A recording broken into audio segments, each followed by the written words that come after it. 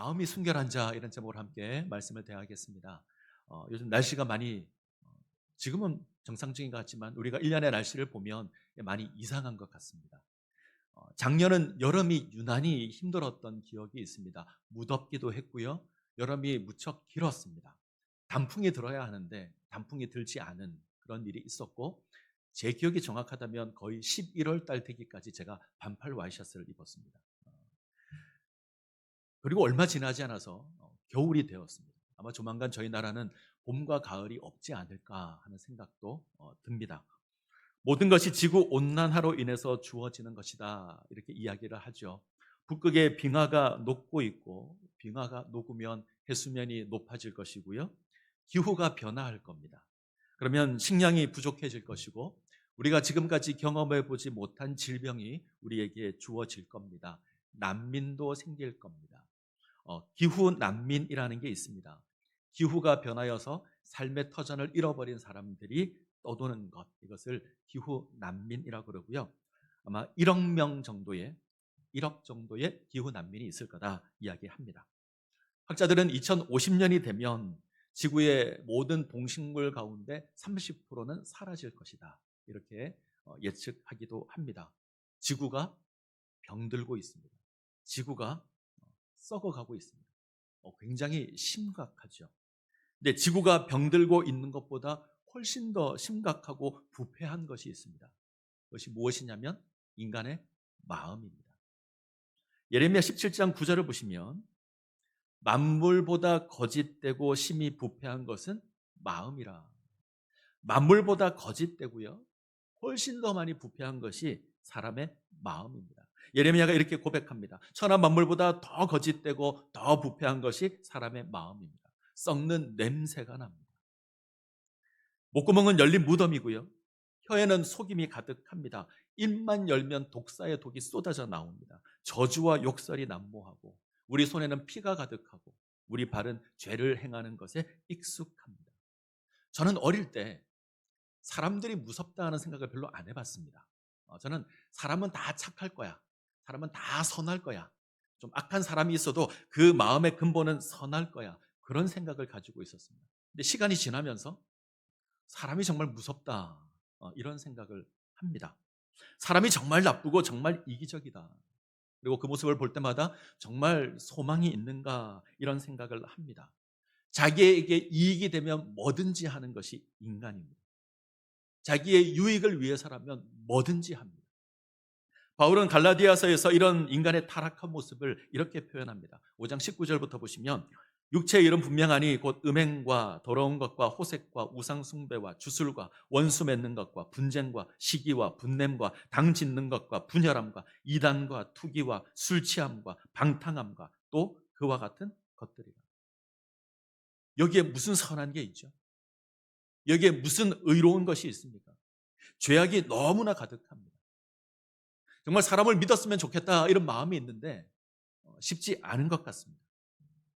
제가 길을 걸을 때 좀 곤란할 때가 있습니다. 밤에 길을 걷는데 앞에 아가씨가 한 명 가고 있어요. 그러면 굉장히 곤란합니다.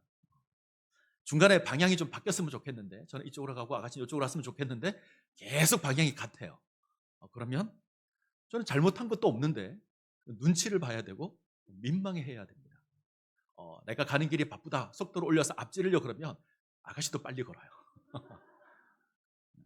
아주 환장할 것 같습니다. 이게 오해를 받는 거잖아요. 이게 인간의 모습이 악해서 그런 겁니다. 이 세상의 모습과 이 죄악된 세상에서 달라야 할 존재가 있는데 우리들입니다. 하나님의 백성으로 부름을 받은 우리는 달라야 합니다. 예수 그리스도를 믿는 그리스도인 하나님의 자녀는 달라야 합니다. 우리는 이 죄 많은 세상에서 죄의 문제를 해결한 자들입니다. 죄의 사함을 받은 자들입니다. 죄와 상관없다 선포된 자들이 우리들입니다. 그래서 우리는 달라야 합니다. 때문에 베드로는 우리를 향해서 우리를 부르신 거룩한 자처럼 모든 행실에 거룩한 자가 되라 이렇게 선포합니다. 우리는 세상의 모습과 달라야 합니다. 이 죄악된 세상에서 우리는 거룩의 삶을 살아야 합니다. 자, 우리가 2025년 하나님의 백성이 지녀야 될 성품에 대해서 우리가 살펴봅니다. 1년 동안 성품에 관해서만 볼 겁니다. 우리 주제가 하나님의 성품에 참여하는 교회입니다. 지난주에 우리가 거룩을 봤고요. 오늘은 순결을 볼 겁니다. 다음 주일에는 경건에 대해서 우리가 볼 겁니다. 자, 마태복음 5장 8절을 한번 볼까요? 마태복음 5장 8절 같이 읽습니다. 마음이 청결한 자는 복이 있나니 그들이 하나님을 볼 것이며, 마음이 청결한 자, 원문의 의미를 그대로 살리면 마음이 순결한 자. 그래서 마음이 순결한 자, 이것이 설교의 제목입니다. 자, 순결하다 어떤 뜻일까요? 순결하다, 때묻지 않다, 깨끗하다, 청결하다, 이게 순결입니다. 오염되지 않고 때묻지 않은 것. 자, 그러면 어떤 사람이 순결한 사람일까요? 순결한 사람, 도덕적으로 정직하게 사는 사람, 어떤 죄를 지었을 때 너무너무 괴로워하고 힘들어하는 사람, 아니면 세상 물정을 모르고 살아가는 사람, 이런 경우도 순결하다고 할 수 있을 겁니다. 근데 분명하지는 않다 하는 생각이 듭니다. 자, 의미가 분명하지 않을 때는 반대말을 생각해 보시면 조금 쉬운데, 자, 순결하다의 반대말은 뭘까요? 순결하다의 반대말? 불결하다, 더럽다, 음흉하다, 또 이중적이다, 마음에 두 마음을 품었다. 아마 이 마지막 것이 성경적인 의미와 가까울 것 같습니다. 순결은 하나님을 향한 온전한 마음을 순결이라고 합니다. 마음이 다른 것으로 오염되지 않고 오직 하나님만 바라보는 마음, 이걸 순결이라고 합니다. 특별히 마음이 갈라지지 않은 겁니다. 두 마음을 품지 않는 겁니다. 마음이 둘로 갈라져서 한쪽은 하나님을 섬기고 한쪽은 우상을 섬기고, 한쪽은 하나님 바라보고 한쪽은 세상을 바라보고, 한쪽은 하나님 섬기고 한쪽은 돈을 섬기고, 이건 순결한 마음이 아닙니다. 온전한 모습으로 하나님만 바라보는 것이 순결입니다. 우리의 모든 삶의 방향이 하나님을 향해 주어지는 게 순결입니다. 이걸 마음이 순결하다, 마음이 청결하다. 이 사람은 하나님 앞에서 온전한 삶, 깨끗한 삶을 살아갈 겁니다. 자, 시편 24편을 한번 볼까요? 24편 3절. 시편 24편 3절부터 6절. 자, 같이 읽겠습니다. 여호와의 산에 오를 자가 누구며 그의 거룩한 곳에 설 자가 누구인가? 깨끗하며 마음이 청결하며 뜻을 허탄한 데 두지 아니하며 거짓 맹세 아니하는 자로다. 그는 여호와께 복을 받고 구원의 하나님께 의를 얻으리니 이는 여호와를 찾는 족속이요 야곱의 하나님의 얼굴을 구하는 자로다.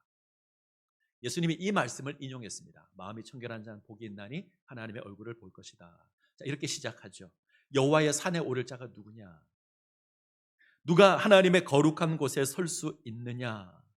누가 예루살렘 하나님 성전에 가서 하나님 앞에서 하나님을 예배할 수 있는가? 조건을 묻는 겁니다. 어떤 자가 하나님 예배할 수 있는가?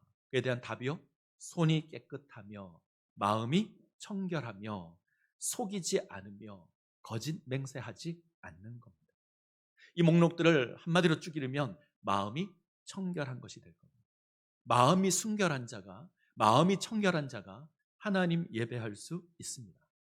자, 질문을 잘 보시죠. 질문은 종교적입니다. 누가 하나님 예배할 수 있는가? 누가 하나님의 성전에 설 수 있는가? 근데 답은요, 지극히 윤리적입니다.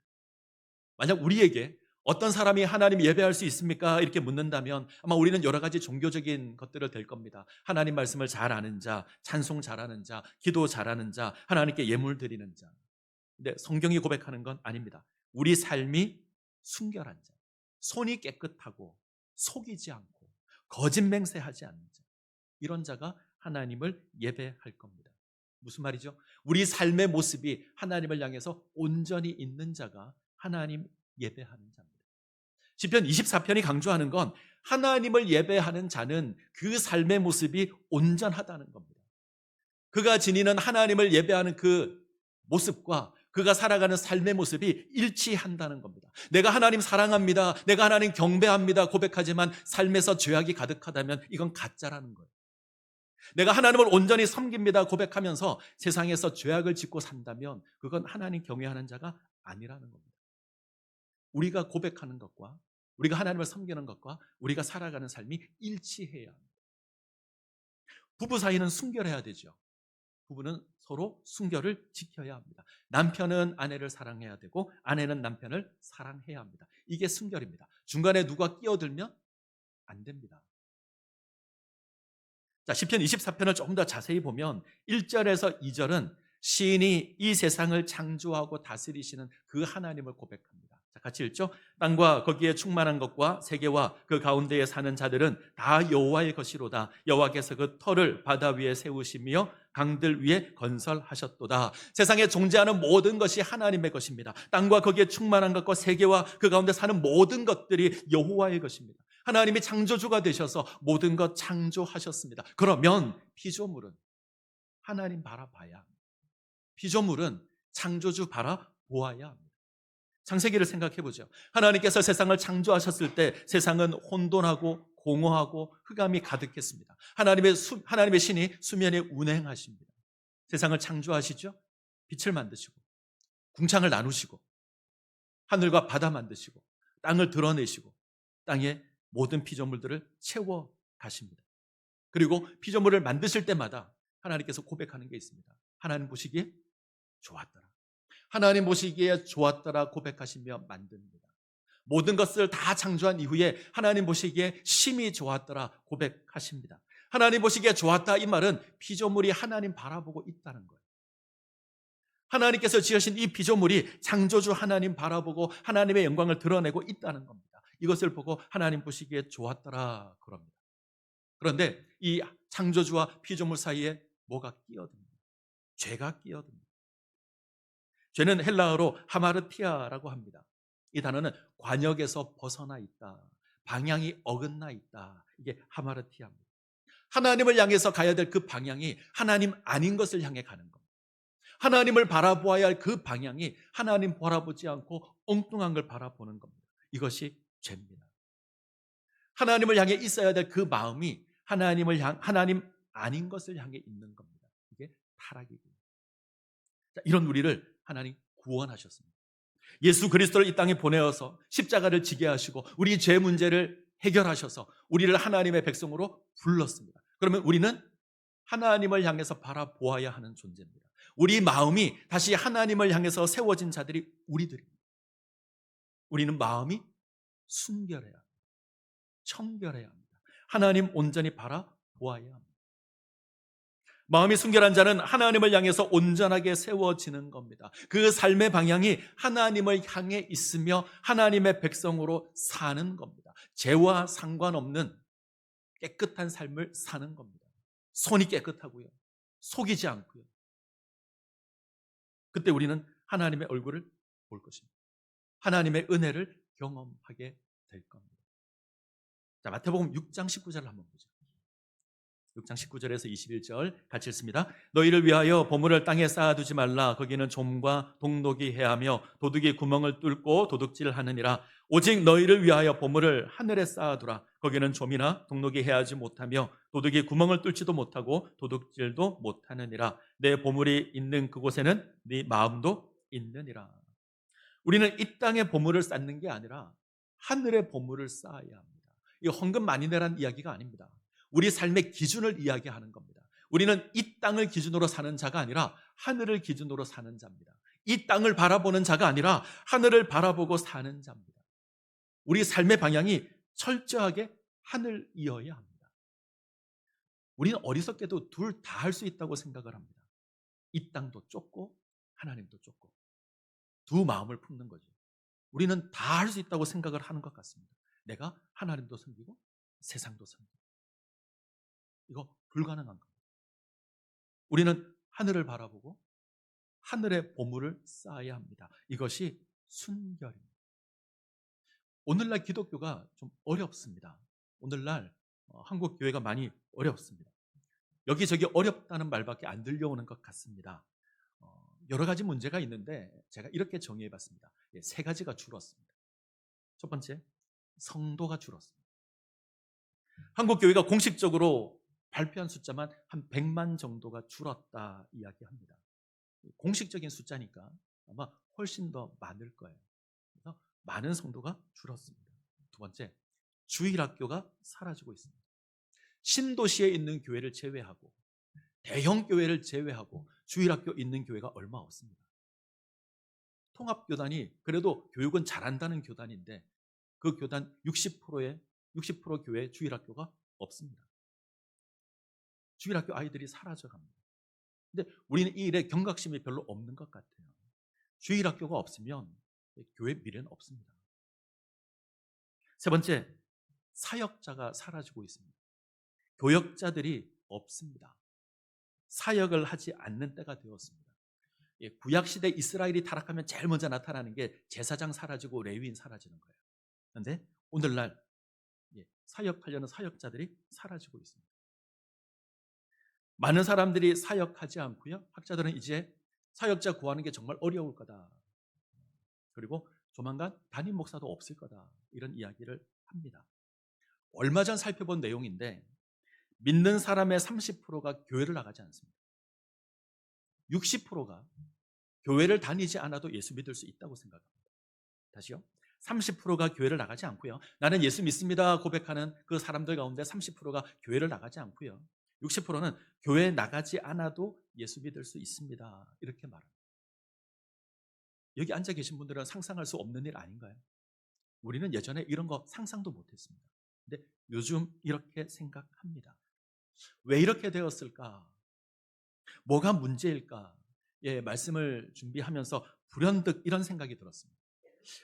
혹시 교회가 부끄러워서 그런 건 아닐까? 교회가 부끄럽지 않을까?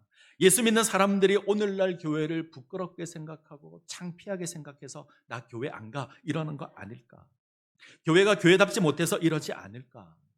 이런 생각들을 해봤습니다. 한국교회 위기는 오래전부터 예고되었습니다. 우리가 이제 실제적으로 경험을 하고 있는 겁니다. 20년 전에 2004년입니다. TV 한 방송에서 선교 120주년 한국교회는 위기인가 이런 제목으로 프로그램을 하나 만들었습니다. 공영방송에서 한국교회 치부를 드러내며 진단을 하겠다. 교회 입장에서는 굉장히 기분이 나쁘죠. 때문에 이 방송을 두고 기독교 일부는 방송국으로 몰려가서 데모도 했습니다. 이거 종교 탄압이다. 반대로 반드시 방송을 해서 한국교회가 반성해야 된다라고 말하는 사람도 있었습니다. 방송은 그대로 진행이 되었습니다. 1시간 정도 진행이 되었고요. 지난 120년간의 한국 기독교 역사를 살폈습니다. 그리고 평가를 하고 오늘 교회 모습들을 보여주는 것으로 프로그램이 진행되었습니다. 일제시대 때 복음이 전파되었죠. 이 땅 근대화에 기독교는 절대적인 역할을 합니다. 기독교가 전래되면서 학교를 세웠고 병원을 세웠고 일제시대 때 독립운동을 했습니다. 민족대표 3.1운동 때 민족대표 33인 가운데 16명이 기독교인이었습니다. 교회가 이 땅에 공헌한 것이 많죠. 절대 무시할 수 없습니다. 이건 긍정적인 면이고, 자, 부정적인 것도 있죠. 신사참배를 하게 되고 해방 이후에 권력과 결탁하게 되고, 대표적인 게 대형교회가 등장하기 시작합니다. 대형교회는 문제가 아닙니다. 대형교회는 절대 나쁜 게 아니에요. 대형교회가 해야 될 일이 있고 작은 교회가 해야 될 일이 있습니다. 근데 문제는 모든 교회가 대형교회가 되려고 했습니다. 교회 성장을 위해서 물불을 가리지 않았습니다. 이것이 부작용을 일으켰습니다. 세상과 똑같은 부정부패가 있었고요. 교회를 사유화하기 시작했고 세습하는 일이 생겼습니다. 목회자의 비리가 드러나게 되고 교회가 갈등하고 분쟁하는 일이 허다하게 많아졌습니다. 이것들을 이제 비난할 내용으로 방송을 합니다. 저는 이 방송을 보면서 부끄럽기도 하고 한편으로 고맙기도 했습니다. 물론 방송 의도가 악의적이라 말하는 사람이 있습니다. 어떤 사람은 왜 기독교만 이렇게 문제를 삼느냐, 불교도 문제가 있고 천주교도 문제가 있는 거 아니냐, 기독교가 잘하고 있는 것도 있는데 왜 그거 이야기하지 않고 왜 침묵하고 비판하는 방송만 하느냐. 맞습니다. 충분히 그럴 수 있습니다. 이런 방송이 있어서 우리가 스스로 조금이라도 변할 수 있다면 저는 그것도 괜찮다고 생각합니다. 조금 어려운 이야기를 하려고 합니다. 잘 이해해 주셨으면 좋겠습니다. 한국 기독교는 좀 독특한 면이 있습니다. 세계 기독교 역사에 비해서 조금 독특한데, 세계 역사를 보면 19세기 이후에 굉장히 큰 선교 운동이 일어납니다. 그래서 복음이 아주 많이 전파되죠. 근데 이때가 제국주의가 일어난 시대와 같습니다. 이 제국주의가 뭐냐면 군사력과 경제력으로 다른 나라를 정복해서 큰 나라를 만들겠다. 이게 제국주의입니다. 이 서구 열강이 이 일을 진행했습니다. 그래서 총과 칼을 앞세워서 식민지를 정복합니다.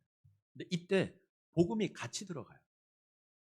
영국이 식민지를 정복하면 그 땅에 복음이 함께 들어갔습니다. 그러면 피지배국 입장에서는 어떻게 되냐면 칼도 오고요, 성경도 오는 거예요. 총을 겨누고 성경을 주는 겁니다. 자, 이런 모습으로 기독교가 전파되기 시작을 했습니다. 그러면 지배당하는 입장에서는 기독교가 굉장히 불편해지겠죠. 자신을 지배하는 나라의 종교입니다. 기분이 썩 좋지 않을 겁니다. 때문에 이후에 나라들이 독립하게 될 때 기독교가 좀 어려움을 겪었습니다. 자신을 괴롭힌 나라의 종교, 배척하기 시작을 했고요, 핍박하기 시작을 했습니다. 그래서 대부분의 나라에서 기독교 세력이 줄어들었고 사라졌습니다. 근데 유독 다른 나라가 하나 있는데 저희 나라예요. 일제 강점기에 복음이 전파됐습니다. 일본에서 복음이 들어온 게 아니라 서구에서 복음이 들어왔습니다. 암흑기에 빛을 비추는 역할을 했습니다. 일제에 항거하고 독립운동을 하고 무지한 백성을 돌보고 가르치는 것이 교회였습니다. 세상의 빛이었고 세상의 소금이었습니다. 우리 민족에게 복음은 소망이었습니다. 그래서 기독교가 급격하게 성장하기 시작을 했습니다.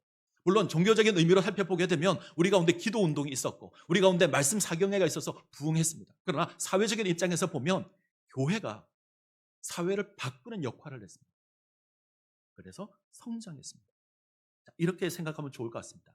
이 세상이, 이 땅이 교회를 향해서 기대하는 게 있습니다. 교회를 향해서 소망하는 게 있습니다. 그런데 오늘날 그 기대가 사라졌습니다. 오늘날 교회 가장 큰 약점을 찾으라 그러면 세상이 교회를 기대하지 않습니다. 세상이 교회를 비난하기 시작을 했습니다. 심지어 예수 믿는 사람들은 교회를 부끄러워하기 시작을 했습니다. 그래서 교회를 떠나갑니다. 몇 번 소개시켜드린 책인데 자크 엘룰의 뒤틀려진 기독교라는 책이 있습니다. 기독교 사상가인데 오늘날 기독교의 모습을 진단하면서 뒤틀려진 기독교라는 책을 썼습니다. 오늘날 기독교가 정상이 아니다, 뒤틀려져 있다. 엘룰은 자신의 책에서 오늘날 기독교의 모습을 평가하면서 전반부에 이런 이야기를 합니다. 회심하다라는 단어가 느슨해졌다. 느슨하다, 단단하게 묶여있지 않아서 헐거워졌다. 회개는 우리 신앙에 있어서 너무 중요한 거잖아요. 너무 중요합니다. 근데 이게 느슨해졌어요. 자크 엘룰은 종교적인 회심은 있다. 그러나 전인격적인 회심은 없다. 종교적인 회심은 있습니다. 교회 안 다니던 사람이 교회를 다닙니다. 절에 다니던 사람이 교회를 다닙니다. 종교적인 변화는 있습니다. 그런데 전인격적인 회심은 없다. 무슨 말일까요? 삶이 변하지 않더라. 교회는 다니는데 삶은 변하지 않습니다. 회심은 방향이 전환되는 겁니다. 죄를 깨닫고 고백하고 내가 새로운 삶을 살아가겠다고 삶을 바꾸는 것이 회심입니다. 이 회심은 전인격적으로 나타나야 합니다. 우리 입술로 고백되어야 하고 우리 삶이 변하는 것으로 나타나야 합니다. 하나님을 온전히 바라본다면 우리 삶도 변화되어야 합니다. 그런데 그러지 않은 거예요. 예수를 믿는다 고백합니다. 주일이 되면 교회를 나가고요, 찬양을 하고요, 예배를 드립니다. 열심히 합니다. 근데 삶은 안 변했습니다. 삶은 세상 속에서 똑같이 삽니다. 세상 사람들과 하나의 변함도 없이. 죄악된 세상에서 똑같은 모습으로 삽니다. 이건 회심이 아닙니다. 이건 믿음이 아니고요, 종교 생활을 하는 겁니다. 마치 취미 생활하는 거죠. 우리 마음이 하나님을 향해 있다면, 우리 죄의 문제가 사해져서 우리가 하나님을 향해서 서게 되었다면 우리 삶도 변해야 합니다. 그게 옳은 겁니다. 우리는 순결해야 합니다. 우리 마음이 순결해야 합니다. 우리 삶의 방향이 온전히 하나님을 향해 있어야 합니다. 우리 삶도 바뀌어야 합니다. 이것이 하나님께서 우리에게 요구하시는 겁니다. 우리 마음이 청결해야 되고 우리 마음이 순결해야 되고 그것은 우리 삶을 통해서 드러나야 합니다. 자, 그러면 우리가 어떻게 순결할 수 있을까? 오늘 우리가 읽은 에스겔 말씀이 여기에 대한 답이 될 것 같습니다. 에스겔 선지자가 이방의 포로로 살아가는 이스라엘 백성들에게 예언을 합니다. 하나님의 구원을 예언합니다. 너희가 이방 나라에 있지만 내가 다시 구원하겠다. 다시 불러서 예루살렘 돌아가게 하겠다. 그리고 이 구원의 내용 가운데 정결이 있습니다. 순결이 있습니다. 내가 너희를 정결하게 하겠다. 더러운 것과 모든 우상에게서 너희를 정결하게 하겠다. 자, 26절 보죠. 에스겔 36장 26절 같이 읽습니다. 또 새 영을 너희 속에 두고 새 마음을 너희에게 주되 너희 육신에서 굳은 마음 제거하고 부드러운 마음을 줄 것이며, 하나님께서 우리에게 새 영을 주시고 새 마음을 주십니다. 굳은 마음 제거하고 새 마음, 부드러운 마음을 주십니다. 굳은 마음, 돌 같은 마음, 하나님을 거역하는, 하나님을 배척하는 돌 같은 마음 제거할 겁니다. 그리고 하나님을 섬기는 부드러운 마음을 주실 겁니다. 유진 피터스는 이렇게 번역합니다. 너희에게 새 마음을 주고 너희 안에 새 영을 넣어줄 것이다. 내가 너희 안에서 돌로 된 마음을 도려내고 자기 뜻 대신 하나님의 뜻을 쫓는 마음을 불어 넣을 거다. 우리에게 새 마음 주시고요, 그 안에 새 영을 주십니다. 성령을 주십니다. 이것으로 자신의 뜻을 쫓는 그 굳은 마음을 제거하고 하나님의 뜻을 쫓는 그 마음을 허락하실 겁니다. 차이는 새 영이죠. 하나님께서 굳은 마음 제거하고 부드러운 마음 주시는 그 방법이 새 영을 부어주는 겁니다. 성령입니다. 우리 가운데 허락하신 성령으로 우리를 순결하게 할 겁니다. 우리가 성령 충만하면, 우리가 성령의 인도를 받으면 우리가 순결의 삶을 살게 될 겁니다. 우리 마음에 육신을 쫓고자 하는 그 육의 모습이 있습니다. 동시에 하나님을 섬기고자 하는 거룩한 마음도 있습니다. 이때 우리가 성령을 의지하면, 우리가 성령을 쫓아 행하면, 성령 충만하면 하나님을 섬기는 모습으로 우리가 세워지게 될 겁니다. 그래서 바울이 고백하죠. 무릇 하나님의 영으로 인도함을 받는 사람은 곧 하나님의 아들이라. 하나님의 아들은 하나님의 영으로 인도함을 받는 사람입니다. 하나님의 영의 인도를 받는 겁니다. 그때 우리가 온전하게 세워질 겁니다. 우리 마음 가운데 죄악이 제거되어서 깨끗하게 되었다면 하나님 바라봐야 합니다. 하나님께서 허락하시는 성령 하나님을 의지해야 합니다. 그러면 우리가 살아가는 이 삶의 모습이 온전할 겁니다. 중요한 건 우리가 온전히 하나님 바라보는 겁니다. 오염되지 않고요, 나누어지지 않고요, 온전한 모습으로 하나님 바라보는 겁니다. 일편단심이라는 말이 있습니다. 아시죠? 일편단심. 어떤 뜻이죠? 일편단심. 변하지 않는 마음. 좀 더 정확하게 할까요? 진심으로 우러나오는 변하지 않는 마음. 자, 변하지 않는 마음이 일편단심입니다. 이 일편단심이 순결에 잘 어울릴 것 같다 생각해서 계속 입으로 중얼거렸는데, 일편단심 민들레가 있더라고요. 저는 왜 제 입에서 이게 중얼중얼거려지나 몰랐는데 한번 찾아봤어요. 일편단심 민들레가 뭔가. 노래 제목이더라고요. 그리고 드라마 제목이기도 하고, 조용필 씨가 불렀더라고요. 노래를 한번 들어봤습니다. 제가 따라할 수 있는 노래가 아니더라고요. 그런데 마지막 가사가 이렇게 되어 있습니다. 일편단심 민들레는 떠나지 않으리라. 혹시 아시는 분 계실지 모르겠지만 일편단심 민들레는 떠나지 않으리라. 사랑하는 마음이, 님을 향한 그 사랑하는 마음이 절대 변하지 않겠다. 이것이 일편단심입니다. 저는 하나님을 향한 우리 마음이 이래야 된다고 믿습니다. 하나님을 향한 우리의 마음이 이래야 합니다. 우리는 오직 하나님을 향해서 일편단심의 모습으로 세워져야 합니다. 진심으로 우러나오는 변하지 않는 마음으로 우리가 하나님 앞에 서야 합니다. 우리 마음이 오직 하나님을 향해서만 있어야 합니다. 이것을 위해서 하나님 성령을 우리에게 부어주셨습니다. 우리가 성령의 인도를 받을 때, 우리가 성령 충만할 때 우리는 하나님을 향해서 세워지게 될 겁니다. 자, 마태복음 5장 8절 다시 한번 보죠. 마음이 청결한 자는 복이 있나니 그들이 하나님을 볼 것이며. 우리의 마음이 청결하면, 우리의 마음이 순결하면 하나님 볼 겁니다. 자, 유진 피터슨 이렇게 번역했습니다. 내면 세계 곧 마음과 생각이 올바른 너희는 복이 있다. 그때야 너희는 바깥 세상에서 하나님을 볼 수 있다. 바깥 세상에서 하나님을 본대. 우리가 순결할 때, 우리 마음이 온전할 때, 우리가 이 땅에서 순결한 삶을 살아갈 때 우리가 이 세상에서 하나님을 볼 겁니다. 우리가 살아가는 이 세상에서 우리의 삶에서 하나님을 경험하게 될 겁니다. 마음이 순결한 우리의 모습을 통해서 우리가 마음이 순결하면 하나님 경험하게 될 것이고요. 자, 그리고 이 세상 사람들이 우리를 통해서 하나님을 알게 될 겁니다. 저는 그렇게 믿습니다. 우리가 순결한 삶을 살면, 우리가 온전한 삶을 살면 우리가 하나님 경험하게 될 것이고, 저 믿지 않는 세상 사람들이 우리의 모습을 통해서 그들이 하나님을 알 겁니다. 저는 이것이 부흥의 비결이라고 믿습니다. 이 세상이 하나님의 영광을 바라보는 창문이 있는데 우리들입니다. 세상은 우리를 통해서 하나님을 볼 겁니다. 우리가 그렇게 부름을 입었습니다. 우리가 깨끗하다면, 우리가 청결하다면, 우리가 순결하다면 하나님의 영광이 선명하게 보일 겁니다. 그런데 우리가 더럽고 오염되어 있다면 하나님의 영광은 가려질 겁니다. 그래서 부탁드립니다. 순결한 자가 되십시오. 청결한 자가 되십시오. 여러분들의 마음이 하나님을 향해서만 있게 하시고, 그로 말미암아 우리의 삶을 깨끗하게 하십시오. 그러면 세상이 하나님을 볼 겁니다. 세상이 하나님의 영광을 볼 겁니다. 이 은혜를 누리시기를 간절히 소원합니다.